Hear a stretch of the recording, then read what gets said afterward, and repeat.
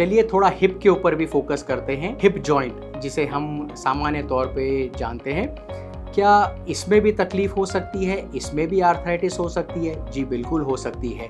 नी में जो आर्थराइटिस होती है वो एक एज ग्रुप के बाद होती है। मान के चलिए कि आप 50, 55, 60 साल की उम्र के ऊपर हैं तब आपको नी में आर्थराइटिस आएगी, बट हिप में ऐसा नहीं है।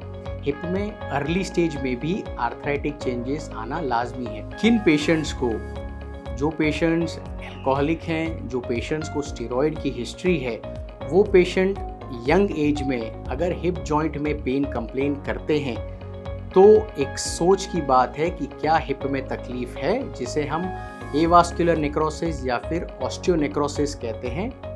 ये कंडीशन हो सकती है। कोविड के आने की वजह से, पोस्ट कोविड के बाद यंग पेशेंट्स में हिप रिप्लेसमेंट एवीएन की वजह से काफ़ी बढ़े हैं। तो क्या साइंस है, क्या सिम्टम्स है कि भाई मुझे हिप में तकलीफ है, कैसे पता चले? डल एकिंग पेन, एक साइलेंट पेन काफ़ी लंबे समय से आपके हिप जॉइंट में है, जो आपको चलने फिरने में दिक्कत दे रहा है। आपके दोस्त, आपके घर वाले रियलाइज करते हैं या आपको बताते हैं कि गौर करवाते हैं कि देख तू लंगड़ के तो नहीं चल रहा है। धीरे धीरे हिप की मूवमेंट कम होती जाती है, आपका चलना फिरना कम हो रहा है, पैर छोटा बड़ा हो रहा है। अगर ऐसी चीज़ें आपको लग रही है या आप महसूस कर रहे हैं कि भाई ये सारी चीज़ें मुझे महसूस हो रही है, मुझे पता चल रहा है, तो एक टाइम है कि भाई किसी ऑर्थोपेडिक सर्जन के पास जाके संपर्क करें, पता करें कि मुझे हिप में तकलीफ है कि नहीं। कौन कौन सी कंडीशंस हो सकती हैं कि भाई जो मुझे पता है कि भाई जो हिप में तकलीफ हो। तो जैसे मैंने आपसे कहा कि अल्कोहल या स्टेरॉइड की वजह से एवीएन के चेंजेस होते हैं, तो osteonecrosis of the femoral head ये एक हिप की कंडीशन है।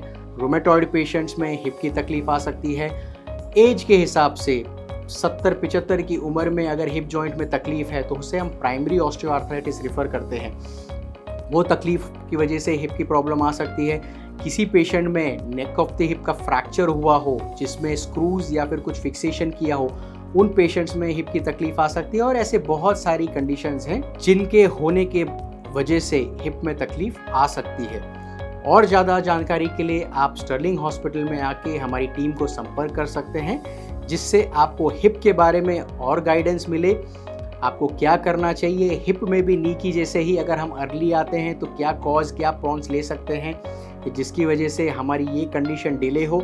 जी हाँ, बिल्कुल, हिप में भी ऐसी मेडिसिन अवेलेबल हैं जो प्राइमरी तौर पे अगर हम ओरली या फिर इंट्रा आर्टिकुलर इंजेक्ट करें तो हमारे हिप के जो चेंजेस हैं, हिप में जो डैमेजेस हैं, वो हम प्रिवेंट कर सकते हैं।